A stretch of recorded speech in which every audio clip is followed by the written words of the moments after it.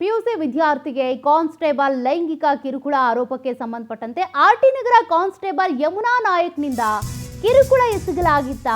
ಕಿರುಕುಳ ಕೊಟ್ಟಿದ್ರ? ಹಾಗಾದ್ರೆ ಪೋಕ್ಸೋ ಕೇಸ್ ದಾಖಲಿಸಿ ಕಾನ್ಸ್ಟೇಬಲ್ ಯಮುನಾ ನಾಯಕ್ ಬಂಧನ ಆಗಿದೆ.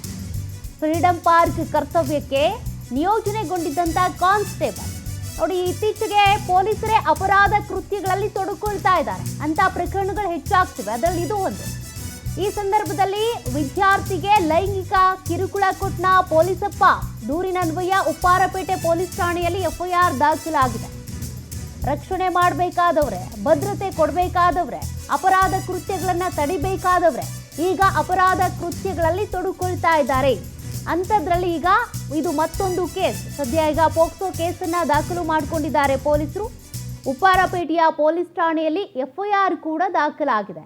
ಹಾಗಾದ್ರೆ ಯಮುನಾ ನಾಯಕ್ ಆ ಸಂದರ್ಭದಲ್ಲಿ ಮಾಡಿದ್ದೇನು, ಯಾವ ರೀತಿ ಕಿರುಕುಳ ಕೊಟ್ಟರು, ಏನು ಅದಕ್ಕೆ ಸಂಬಂಧಪಟ್ಟಂತೆ ಕಂಪ್ಲೇಂಟ್ನಲ್ಲಿ ಇದ್ದೇ ಇರುತ್ತೆ. ಆ ಸಂತ್ರಸ್ತರು ಕಂಪ್ಲೇಂಟ್ ಕೊಟ್ಟಿರ್ತಾರೆ, ಹಿಂಗಾಯ್ತು ಏನೇನು ಕತೆ ಅಂತ. ಉಪ್ಪಾರಪೇಟೆ ಠಾಣೆಯಲ್ಲಿ ಈಗ ಎಫ್ಐಆರ್ ದಾಖಲಾಗಿದೆ.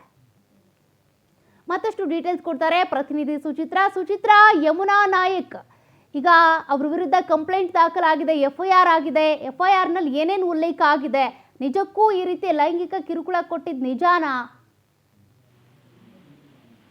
ಸೌಫಿ, ಏನು ಇತ್ತೀಚೆಗೆ ಕರ್ನಾಟಕ ಪೊಲೀಸು ಏನು ಕೆಲವೊಂದಷ್ಟು ಅಕ್ರಮ ಚಟುವಟಿಕೆಗಳಲ್ಲಿ ಹಾಗೆ ಬೇರೆ ಬೇರೆ ದರೋಡೆ ಕೇಸ್ನಲ್ಲಿ ಕೂಡ ಸಿಲುಕು ಹಾಕಿಕೊಂಡಿರುವಂತದ್ದು ಸಾಕಷ್ಟು ಒಂದು ಪ್ರಕರಣಗಳು ಕರ್ನಾಟಕ ಪೊಲೀಸ್ ಹಾಗೆ ಏನು ಕಾನ್ಸ್ಟೇಬಲ್ ಆಗಿರ್ಬೋದು, ಸಬ್ ಇನ್ಸ್ಪೆಕ್ಟರ್ ಆಗಿರ್ಬೋದು, ಇತ್ತೀಚೆಗೆ ಏನು DGP ರಾಮಚಂದ್ರ ರಾವ್ ಒಂದು ಪ್ರಕರಣ ಆಗಿರ್ಬೋದು, ಈ ರೀತಿಯಾಗಿ ನೋಡ್ತಾ ಹೋದ್ರೆ ಪೊಲೀಸರೇ ಒಂದ್ ರೀತಿಯಲ್ಲಿ ಏನು ಜನರಿಗೆ ಒಂದು ಬುದ್ಧಿವಾದನ ಹೇಳ್ಬೇಕು, ಆದ್ರೆ ಪೊಲೀಸರೇ ಈ ರೀತಿಯ ಕೃತ್ಯಗಳಿಗೆ ಭಾಗಿಯಾಗ್ತಾ ಇದ್ದಾರೆ.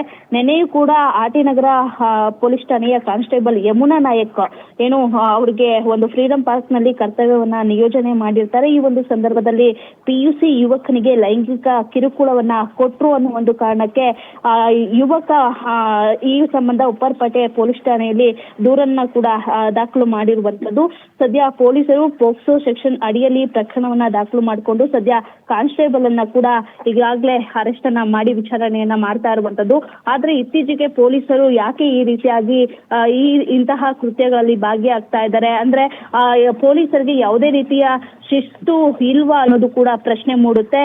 ಇತ್ತೀಚೆಗೆ ಏನು ರಾಮಚಂದ್ರ ರಾವ್ ಪ್ರಕರಣದಲ್ಲಿ ಒಂದು ಕಚೇರಿಯಲ್ಲಿ ಒಂದು ಮಹಿಳೆ ಜೊತೆ ಏನೋ ಕೆಟ್ಟದಾಗಿ ನಡ್ಕೊಳ್ತಾ ಇರುವಂತದ್ದಾಗಿರ್ಬೋದು, ಅಥವಾ ಸಿದ್ದಾಪುರ ಪೊಲೀಸ್ ಠಾಣೆಯಲ್ಲಿ ದರೋಡೆ ಪ್ರಕರಣ ಆಗಿರ್ಬೋದು, ಜೊತೆಗೆ ಪೊಲೀಸರು ಚಿನ್ನವನ್ನ ಜಪ್ತಿ ಮಾಡ್ಕೊಂಡಂತ ಸಂದರ್ಭದಲ್ಲಿ ಆ ಒಂದು ಚಿನ್ನದಲ್ಲಿ ಒಂದಷ್ಟು ತೆಗೆದುಕೊಂಡು ತನ್ನ ಪತ್ನಿಯರಿಗೆ ಚಿನ್ನವನ್ನ ಮಾಡಿಸಿ ಕೊಡುವಂತದ್ದು, ಈ ರೀತಿಯಾಗಿ ಕೃತ್ಯಗಳು ಇತ್ತೀಚೆಗೆ ಸಾಕಷ್ಟು ಒಂದು ಬಯಲಿಗೆ ಬಂದಿರುವಂತದ್ದು. ಇನ್ನಾದ್ರೂ ಕೂಡ ಪೊಲೀಸ್ ಇಲಾಖೆ ಎಚ್ಚೆತ್ಕೊಳ್ಬೇಕು.